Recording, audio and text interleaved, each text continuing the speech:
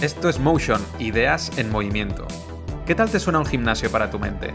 En este podcast pondrás en forma las ideas escuchando conversaciones variadas, como negocios online, creatividad, entrenamiento o filosofía.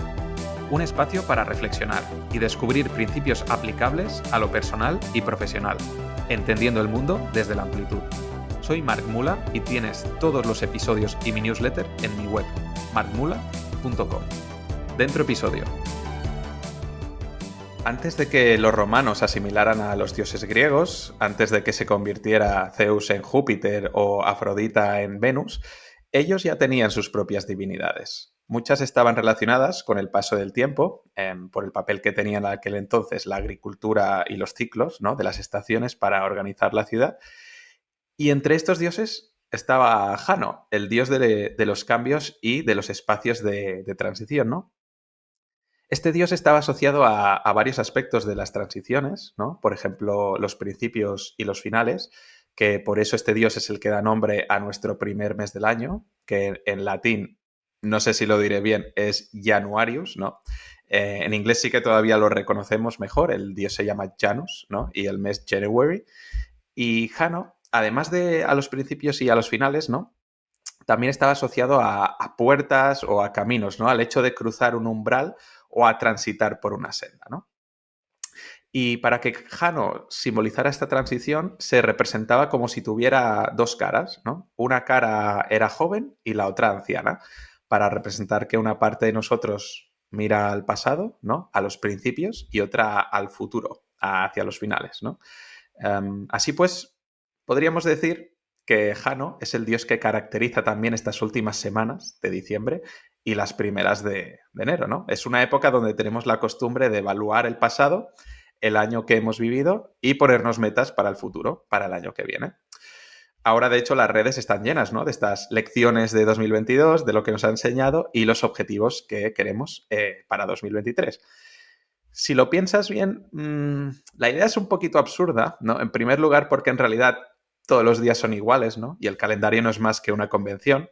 Los días de enero son exactamente iguales que los de octubre, pero en nuestra cabeza nos convencemos de que a partir del 31 de diciembre ocurre algo especial, ¿no? Y que empezamos una nueva etapa, ¿no? Esa nueva etapa es muy difícil empezarla en octubre, ¿no? No sabemos por qué, pero en enero sí que es más fácil empezarla, ¿no? Y en segundo lugar, es absurda por este efecto que se crea, ¿no? Esta procrastinación, ¿no?, sobre todo de acciones y decisiones que te benefician. Si tienes que hacer algo beneficioso para ti, pues como bajar el porcentaje graso, ganar músculo o recuperar el hábito de la lectura, apuntarte a algún curso, pues cuanto antes lo hagas, mejor, ¿no? No tienes que esperar a enero, tu cuerpo no entiende lo que son los meses, solo entiende lo que son las acciones que haces, y esas acciones las puedes realizar en cualquier momento, ¿no? Pero bueno, a pesar de estas absurdeces, de que tampoco quiero sonar hater, en el fondo creo que estas convenciones son beneficiosas, ¿vale? El hecho de que en las últimas semanas del año, que normalmente coinciden con festividades, ¿no?, un ritmo de trabajo más relajado, cuando tenemos el cortisol más bajo y estamos más tranquilos, pues es un buen momento para plantearse cosas, ¿vale? De hecho, seguramente tomamos mejores decisiones en un estado así, más relajados, cuando no hay tanto estrés, pues que en otras épocas del año, ¿no? Y el hecho de que sea una costumbre también, como pues muy extendida, el hecho de que nos hayamos convencido de que un numerito más en el año significa otra etapa, pues es un modelo mental que sí que me parece muy útil, ¿no?, para evaluar nuestra vida a través de estos periodos de 365 días que dan para bastante. Así que sí, en el fondo, yo fan de las evaluaciones y de los propósitos, ¿vale? Y como ahora estamos en este tiempo, el tiempo del dios Jano, pues oye, yo no voy a ser menos y voy a compartir lo que me gustaría hacer en 2023. Aunque antes de eso, he de hacerte una pequeña confesión. Y es que la idea de empezar este podcast con el mito de Jano no ha sido idea mía. Ha sido idea de ChatGPT, una inteligencia artificial en forma de chat que puedes utilizar totalmente gratis si entras en chat.openai.com y te haces ahí una cuenta. Resulta que tenía ya la estructura del podcast preparada, pero me notaba como súper encallado en el inicio. En plan, bueno, sabía que quería enfocarlo en los propósitos para 2023, pero no se me ocurría pues ninguna anécdota o historieta, ¿no? Y entonces he pensado, pues que quizá para empezar encaja algún mito de Grecia o Roma, no lo sé. Pero al mismo tiempo no tenía ganas de ponerme a repasar ahí mitos para ver si encontraba uno idóneo, ¿no? Así que le he preguntado a ChatGPT, pues literalmente esto. Le he dicho, estoy preparando un podcast de final de año donde voy a hacer un balance de 2022 y explicar mis propósitos para el año 2023. ¿Hay algún mito griego o romano que pueda explicar que encaje con esto? Y me ha dado dos propuestas. La primera, el mito de Fortuna, la diosa griega que gobierna el destino y el azar, ¿no? Para hacer una metáfora sobre cómo podemos influir en la versión del futuro que queremos ser. Y la segunda propuesta ha sido el mito de Jano, el dios romano de los comienzos y de los finales. Bueno, a priori podrías pensar, qué poco original, ¿no? Y bueno, pues vale, lo entendería.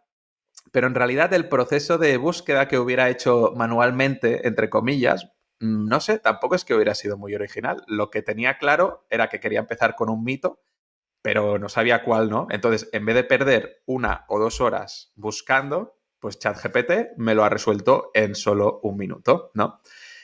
Y el hecho de decírtelo tiene que ver con la reflexión previa que sí que me gustaría hacer antes de explicar qué quiero hacer en 2023. Y es reflexionar sobre cómo vamos a estar conviviendo, ¿vale?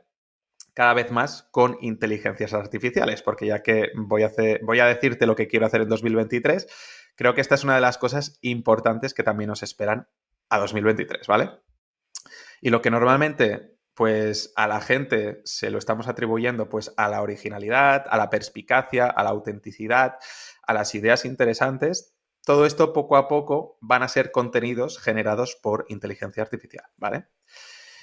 ¿Es bueno? ¿Es malo? No lo sé. Lo que creo que es bastante seguro es que va a ser imparable. O sea, que va a ocurrir. Nos guste o no, va a ocurrir, ¿vale?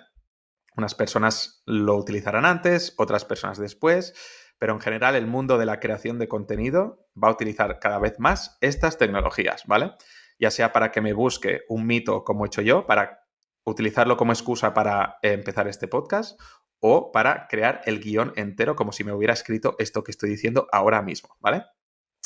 Esto es algo que va a empezar a pasar y lo vamos a ver escrito pues en tweets, en los posts de Instagram, en posts de blogs o los vídeos de YouTube, ¿vale? Esto va a estar parcialmente o totalmente generado por inteligencias artificiales. Por eso creo que es buena idea al menos señalar este elefante que hay en la habitación, ¿no? Y hablar de él antes de que nos dé pues algún que otro trompazo. Por ejemplo, que estemos creyendo que esa persona que nos cae tan bien, que estamos siguiendo TikTok ahí con sus vídeos, pues en realidad esa persona del vídeo no es real, sino que es su avatar copiado con IA y luego que nada de lo que dice o la mayoría de lo que dice, pues no lo ha pensado tampoco ella, ¿no? Por eso que no lo tengo nada claro, ¿no? Pero una de las reflexiones que no solo quiero hacer, sino que creo que debo hacer y creo que deberían hacerla todas las personas que creamos contenido, podcasts, vídeos, newsletters, tweets, etcétera, es preguntarnos al menos dos cosas. Primero, ¿qué valor podemos aportar que no vaya a ser sustituido por una IA? Y segundo también, ¿cómo vamos a responder todos a que los contenidos estén generados por IA, ¿no? Porque, vale, para los creadores va a ser tremendamente cómodo. A mí ya te he explicado que 1 hora o 2 de búsqueda me la ha sintetizado en un momento, ¿vale? Y nos va a dar un montón de ideas como creadores, ¿vale? Pero luego, ¿cómo va a responder la gente? Y yo también en este saco, ¿cómo voy a responder yo? Porque yo también soy consumidor. Si me entero de repente que, por ejemplo, yo qué sé, todo lo que publica Sam Harris, que es alguien a quien sigo, si todo lo que publica Sam Harris me entero que está generado por inteligencia artificial, ¿voy a continuar siguiendo a Sam o lo voy a dejar de seguir? ¿En qué medida va a seguir siendo importante, ¿no? Que algo sea humano o no? Pues si en el fondo siempre se dice que lo importante de un contenido es que sea útil, ¿no? Que nos ayude a encontrar soluciones, que nos ayude a resolver problemas. Entonces, ¿qué importa si ese contenido viene genuinamente de las ideas de un humano o viene de una inteligencia artificial, si el contenido nos ayuda, ¿no? O si lo que quieres es entretenimiento, ¿qué valor le vas a dar a una novela también escrita por un humano si una inteligencia artificial te puede escribir un libro a medida con los conflictos y los arcos narrativos que peguen más con tus gustos y con tu personalidad, ¿no?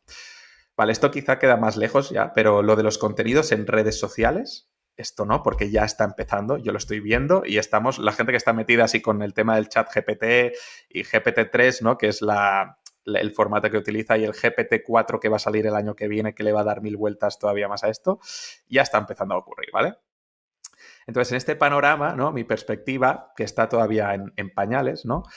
Pero de alguna manera sí que tengo una intuición de por dónde debería continuar, o al menos por dónde debería continuar yo avanzando con mi proyecto.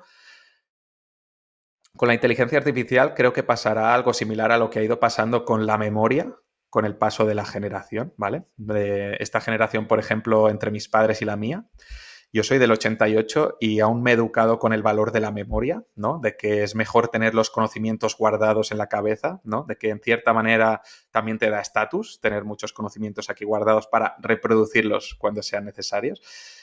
Pero poco a poco, conforme fui creciendo, ¿no? En bachiller y luego ya más en la uni, ¿no? Internet se iba sofisticando, la tecnología se sofisticaba, la memoria ya ha ido perdiendo este valor por el camino, ¿no? ¿Por qué voy a aprenderme la batalla de no sé, de no sé quién?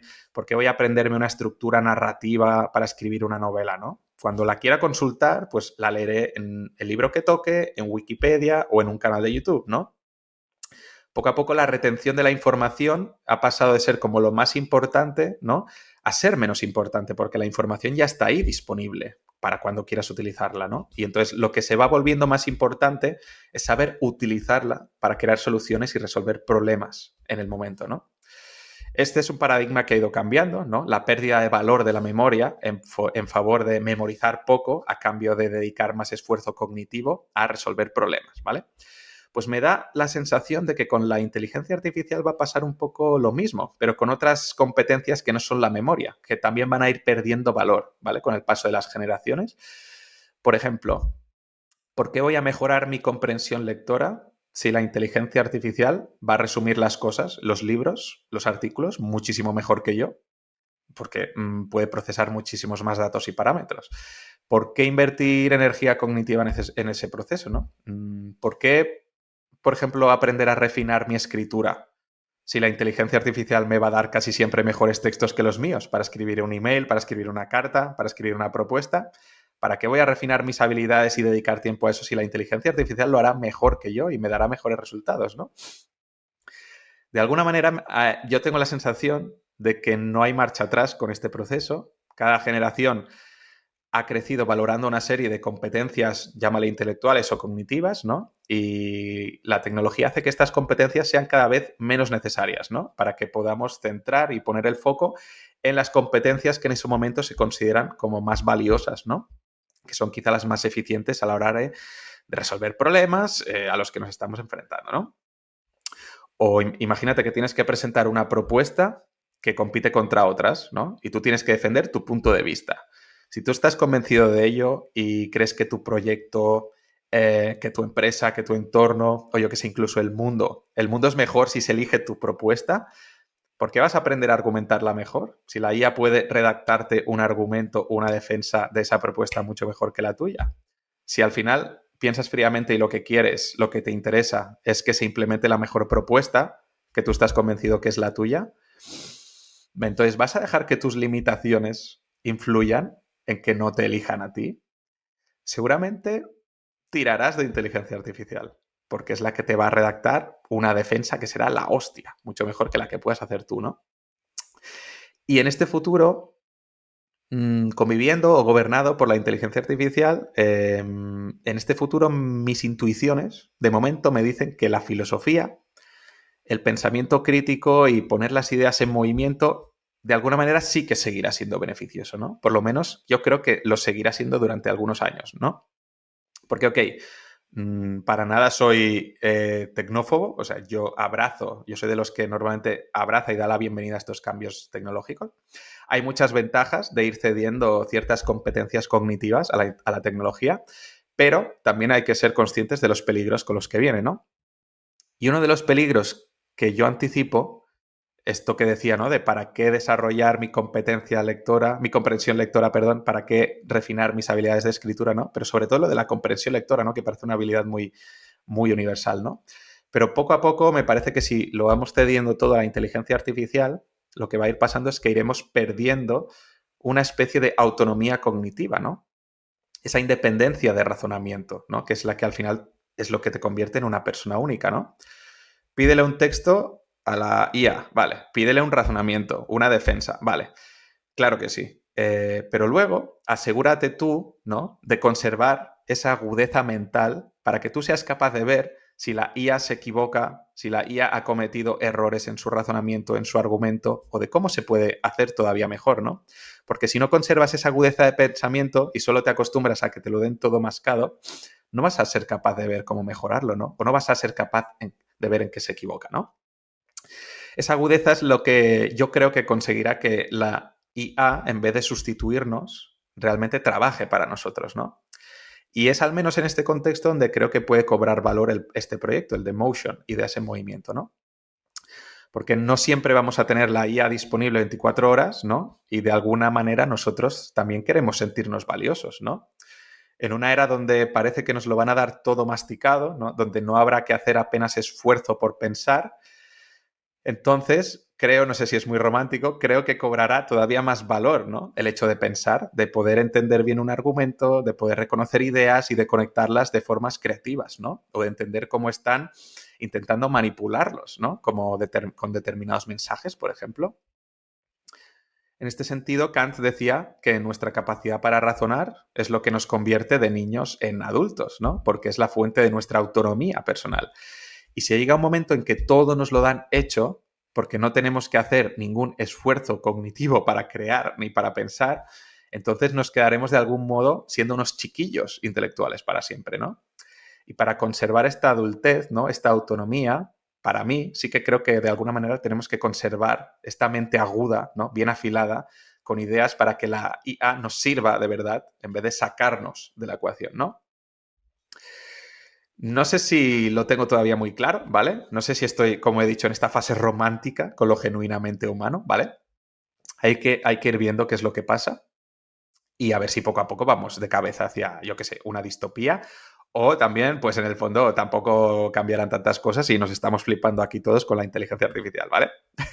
Dicho esto, ¿vale? Sobre cómo los creadores creo que tienen que ir pensando en lo que vendrá, voy a honrar al dios Jano y a compartir las cosas que me gustaría hacer en 2023. Y por lo tanto, esto es lo que puedes esperar, ¿vale? Próximamente de Motion en el futuro. Primero, voy a crear un nuevo lead magnet, ¿vale? Lo que entrego a cambio de que dejes tu correo para apuntarte a la newsletter. Si ya estás suscrito, te lo enviaré en cuanto lo tenga y si no, pues lo recibirás en cuanto te apuntes. Este lead magnet van a ser las mejores ideas que se han expresado en el podcast a lo largo de todo el año, ¿vale? Y lo voy a agrupar por ideas, no por invitados, ¿vale? Es decir, no voy a hacer un resumen de las mejores ideas de David Valero, las mejores ideas de Noemí Carro, las mejores de Álvaro Sánchez, las mejores de Víctor Amat, ¿vale? No, lo voy a agrupar por ideas para poder poner en común lo que han dicho pues, personas diferentes, ¿no? ¿Qué se ha dicho en el podcast sobre, por ejemplo, el equilibrio entre pasión y profesión? Pues pam, pam, pam, estas personas han dicho esto. ¿Qué se ha dicho sobre creatividad? Pam, pam, pam, estas personas han dicho tal. ¿Qué se ha dicho sobre la dicotomía razón-emoción? ¿Qué se ha dicho sobre el impacto de las historias? ¿Qué se ha dicho sobre la filosofía? ¿Vale?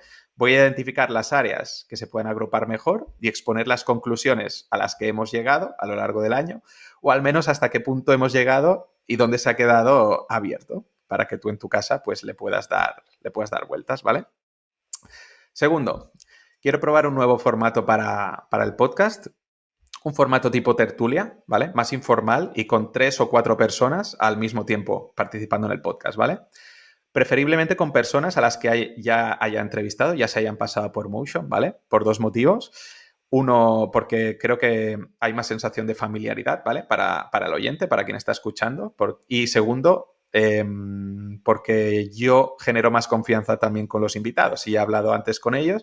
Creo que en este formato tipo tertulia, pues podremos tener como unas conversaciones más sueltas y creo que saldrán como ideas mucho más naturales y espontáneas, ¿vale? Entonces, sin una periodización fija, cada X episodios, ¿vale? Organizaré una tertulia y serán tertulias temáticas, ¿vale?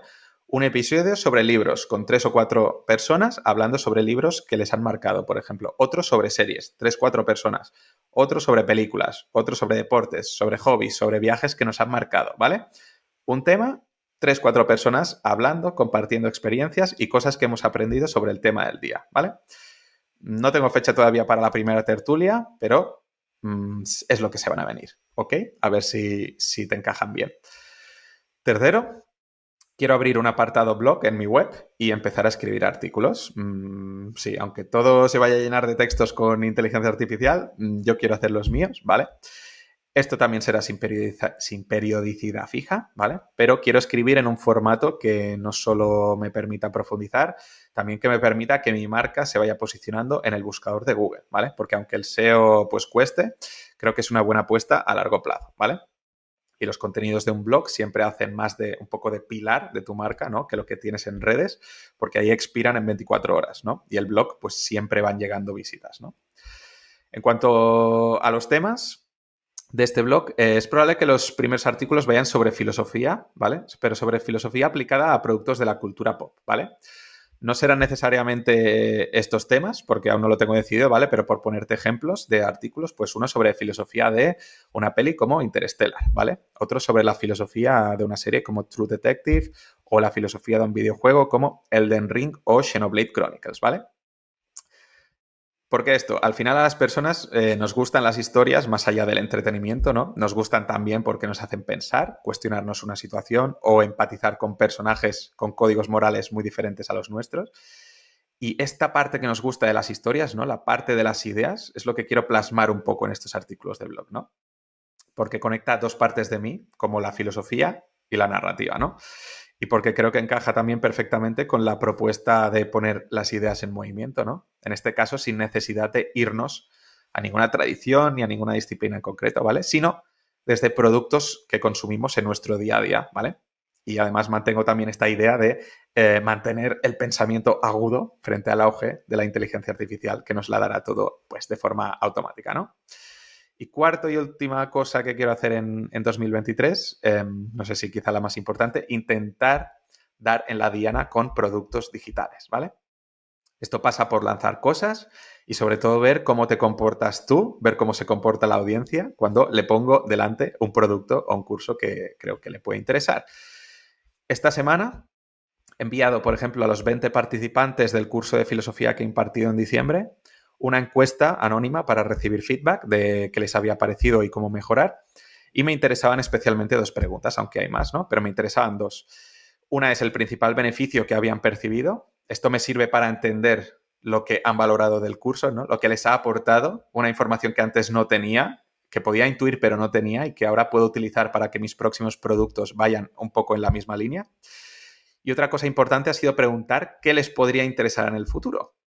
Las personas que ya te han comprado algo son las que definen mejor, ¿no? Cómo es tu público objetivo y por lo tanto es más fiable guiarte por lo que te pidan ellas que por las nuevas ocurrencias que puedas tener pues tú en un día de inspiración, ¿no? Cuando se trata de vender, por supuesto, no hay nada seguro, ¿no? Pero desde luego tiene mucho más sentido crear cosas respondiendo a lo que la gente quiere o por lo menos algunas personas quieren, que crear algo, pues sin tener nada claro, ¿no? De si alguien lo va a querer o no lo va a querer, ¿no? Al final es seguir este principio que a mí me gusta mucho de Jack Butcher, el tío de Visualize Value, que es primero, dispara ideas, segundo, escucha la señal y tercero, persigue la señal, ¿no? Hasta ahora, desde enero, he estado unos meses disparando ideas, ¿no? Con esta marca antinicho en la que he querido hablar de muchas cosas también, porque yo lo he sentido así, seguramente lo sentiré haciendo, ¿no?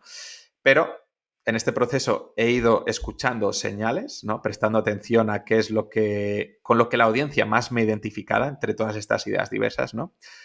Al final, lo que la audiencia con el concepto que más me identifica es con el concepto de filosofía, ¿no? Entonces, he de perseguir esta señal, que es lo que he hecho al final de este año, ¿no? Probando un curso mínimo viable, este curso de filosofía de 3 días, ¿no? Que se llenó con 20 plazas. Así que bueno, esto de momento ha funcionado bien. Ojo, no lo doy por validado porque un acierto no garantiza aciertos futuros, ¿no? Y además puede ser multifactorial el tema de que se haya acertado. Pero bueno, desde luego con una cosa que me quedo es que la filosofía es una señal que entre todos me habéis dado, ¿vale?